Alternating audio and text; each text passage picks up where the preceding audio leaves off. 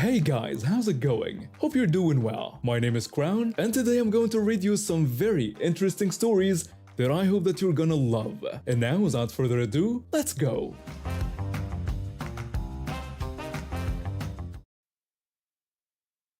My life changed dramatically when I was 12.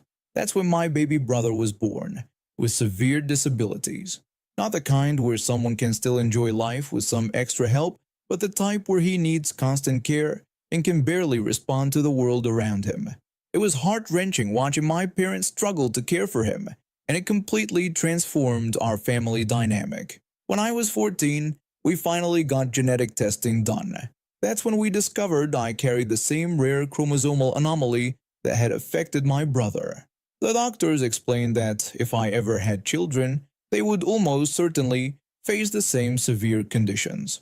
It was devastating news for a teenager to process, but I made peace with my decision not to have children.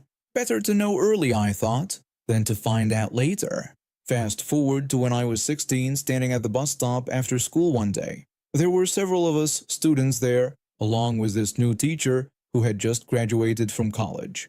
She was trying way too hard to be the cool young teacher and kept forcing these overly casual conversations with us.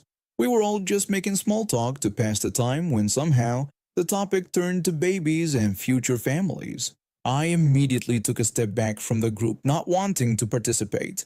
My close friends knew my situation and understood why I stayed quiet during these conversations. But this teacher noticed my withdrawal and wouldn't let it go. She asked me about my thoughts on having babies in my future, her voice dripping with that fake friendly tone teachers sometimes use. I gave her a quick, dismissive answer, telling her there wouldn't be any babies in my future. I tried to keep it brief, hoping she'd drop it. My friends shifted uncomfortably, knowing this was sensitive territory. The teacher let out one of those condescending laughs and told me I'd change my mind eventually. The way she said it was this smug, knowing smirk, like she had some special insight into my life, made my blood boil. She had that tone adults use when they think they know better than teenagers about everything. I snapped back at her, telling her that I wouldn't change my mind because I couldn't have healthy children. The bus stop went dead silent. You could have heard a leaf fall. The teacher stammered in shock, barely able to get her words out. She looked shocked, but instead of backing off, she just stared at me expectantly, waiting for an explanation she had no right to demand. Something in me snapped. If she wanted to know so badly, fine. I laid it all out for her. I explained about my genetic condition, about the chromosomal anomaly I carried, and how any children I might have would likely face severe disabilities. I told her about the kind of care they'd need their entire lives, how they'd barely be able to interact with the world, just like my brother. I made it clear that this wasn't about changing my mind. I'd made my choice. The color drained from her face. She opened and closed her mouth like a fish. No clever response coming out. The other students looked at their shoes, their phones, anywhere but at us. Suddenly, the teacher was very interested in checking the bus schedule on her phone. Those 5 minutes waiting for my bus felt like forever, but it was worth it to see her squirm.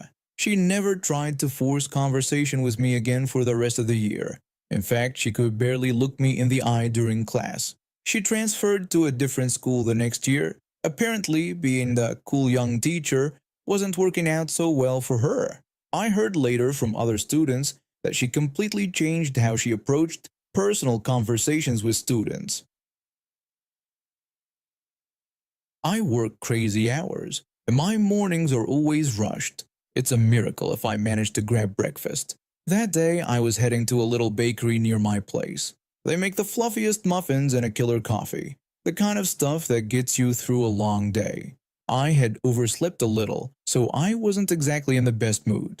But hey, coffee and muffins, worth it.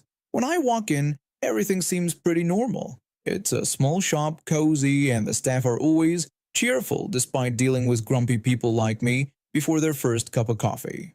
There were only a few customers around, so I figured I'd be in and out quickly. And then I heard it. This shrill, almost screeching voice from the counter. Someone was yelling about how unacceptable it was to be insulted like that.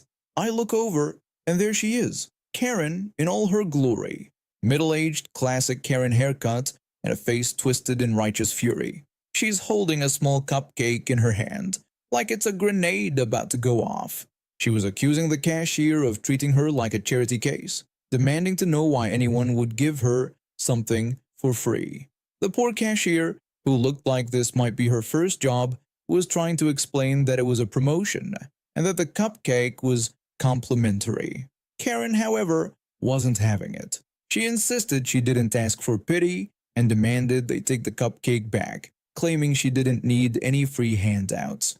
At this point, the other customers were starting to notice. Some were pretending not to listen, others were outright staring. I mean, how could you not?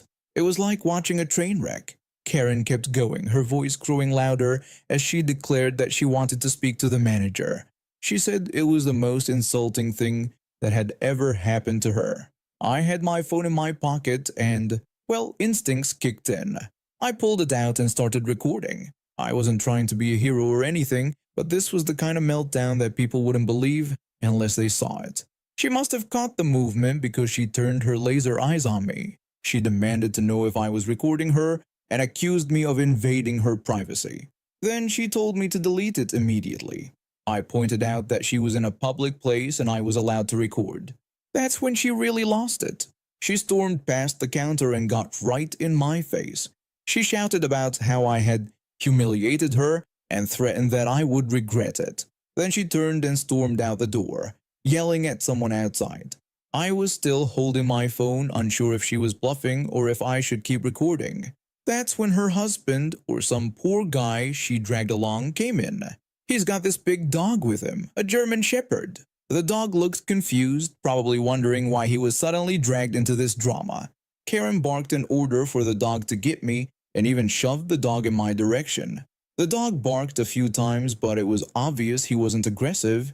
He just stood there looking at me like he didn't understand what was expected of him. I backed up a bit, keeping my phone pointed at her.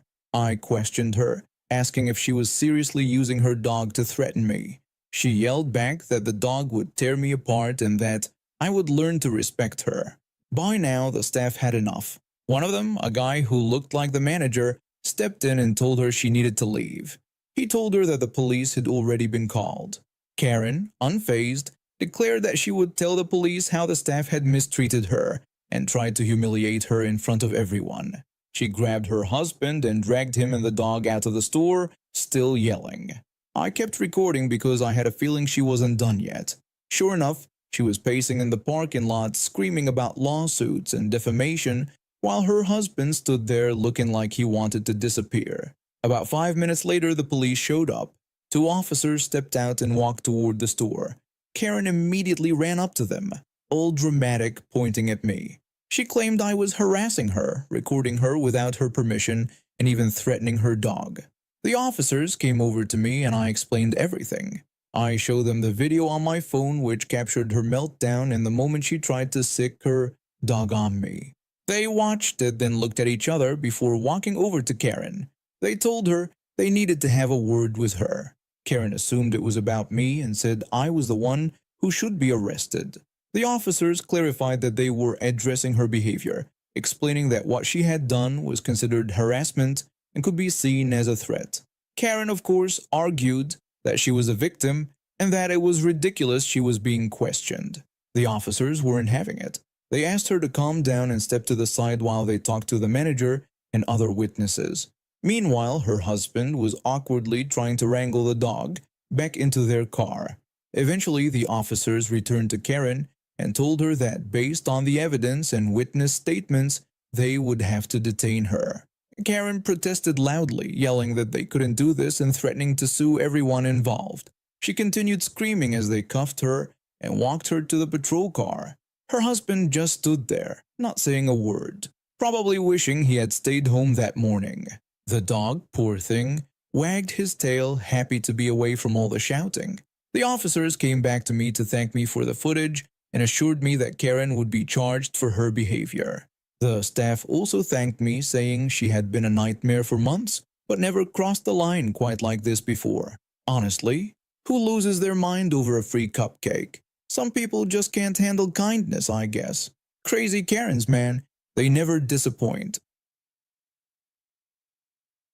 I've been working in the restaurant industry for about 5 years now, starting right after high school.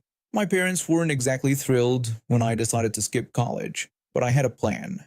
I wanted to learn the business from the ground up, hoping to open my own place someday. That's why I always volunteer for the opening shifts. They're the best time to learn about prep work, inventory management, and all the behind-the-scenes stuff that makes a restaurant tick. Last Tuesday started like any other opening shift. I arrived at 6:30 a.m. to get everything ready for our 8 a.m. opening. The morning routine is almost therapeutic for me. Checking the prep lists, firing up the grills, making sure everything is spotless and ready to go. I was in the middle of counting the register when I heard aggressive knocking on our front door at 7:50 a.m.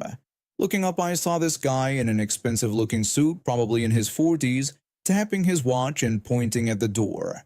I walked over and cracked it open slightly.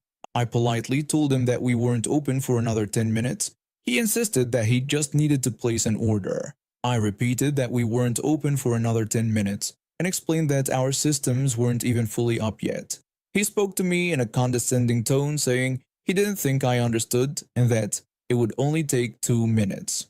He had that condescending tone that some customers use when they think they're somehow above the rules.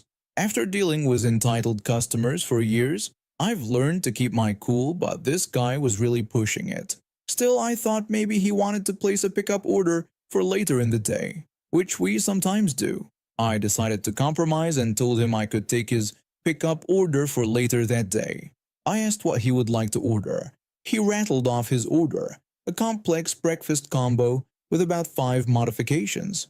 I typed everything into the system, mentally rolling my eyes at each extra crispy and on-the-side request. When I asked him about his preferred pickup time, he gave me a look like I was speaking an alien language and said he wanted it as soon as it was ready. I explained that the food would be ready in about 15 to 20 minutes. His face turned red. He exploded, demanding to know why it would take so long. When I reminded him yet again that we weren't open for another 10 minutes, he lost it completely. He declared that the situation was ridiculous, announced that he was an executive with meetings to attend, and demanded that I cancel his order because he couldn't wait that long. I cheerfully agreed and wished him a nice day. What happened next was something straight out of a cartoon. This grown man, in his probably $1,000 suit, literally stomped out of the restaurant.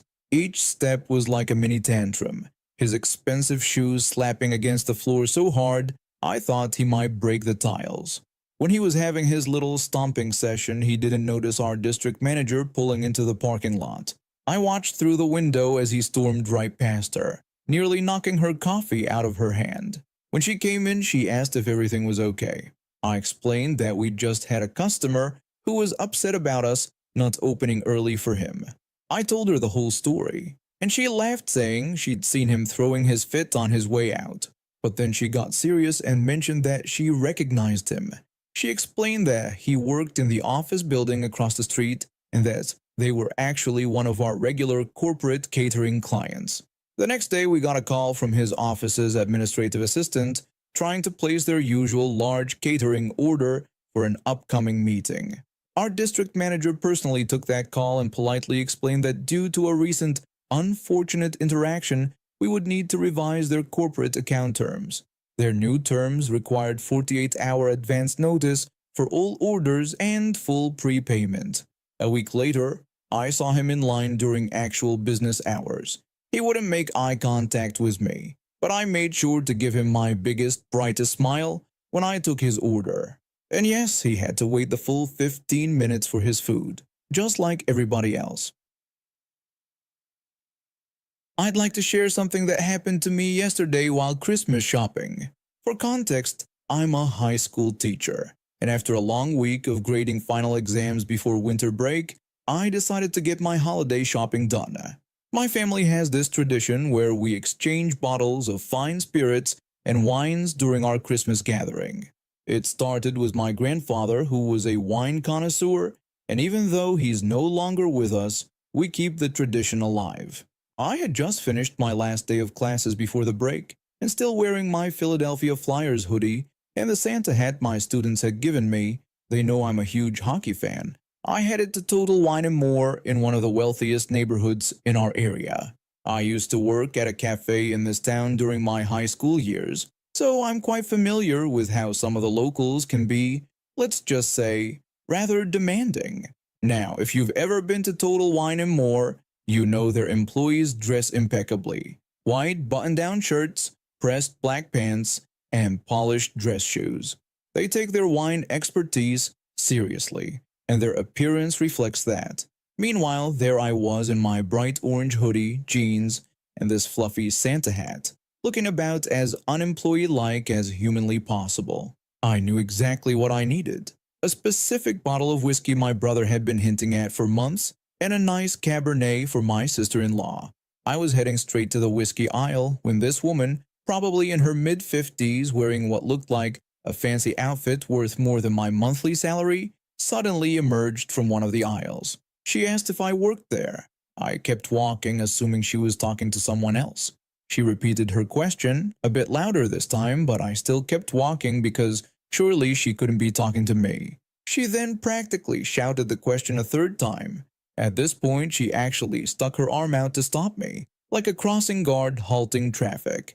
I nearly walked right into her outstretched arm.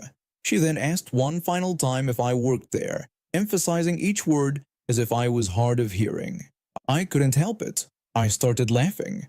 I looked down at my casual outfit, then at a nearby employee in their pristine uniform, and back at my bright orange hoodie. I asked her if she really thought I worked there, barely containing my amusement. She spluttered out that I was wearing a hat, as if that somehow proved I was an employee. I looked around the store, making an exaggerated show of it, still chuckling. I pointed out that yes, I was wearing a Santa hat in December, and I was literally the only person in the entire store wearing any kind of hat. I asked her how that could possibly make me an employee when all the actual employees were wearing matching uniforms. She got even more flustered and told me I didn't have to be so rude about it. I responded that she didn't have to stop random shoppers by physically blocking their path. Yet here we were. At this point, one of the actual employees, who had witnessed the whole thing, walked over and asked if everything was all right. The woman immediately complained that I had been incredibly rude to her when she had simply asked for help. I quickly pointed out that she had repeatedly yelled at me and tried to physically stop me while I was shopping. The employee apologized to me for the inconvenience and offered to help the woman find whatever she was looking for. She became even more indignant and demanded to speak to a manager about the situation. The employee told her that they had security cameras throughout the store, and physically stopping other customers was something they took very seriously. He then asked if she still wanted to speak with the manager. The woman's face went from red to white faster than a traffic light. She muttered something under her breath and practically power-walked to the exit, leaving behind her shopping basket full of wine bottles. The employee and I shared a knowing look and a laugh. He helped me find the whiskey I was looking for and even recommended a better Cabernet than the one I had in mind. I ended up having a great conversation with him about wines and holiday traditions, and he gave me some excellent suggestions for future family gatherings. When I was checking out, I saw the same woman in the parking lot through the store's windows, apparently arguing with a parking enforcement officer about something. And now we have reached the end of today's stories. Thank you for watching, and see you next time.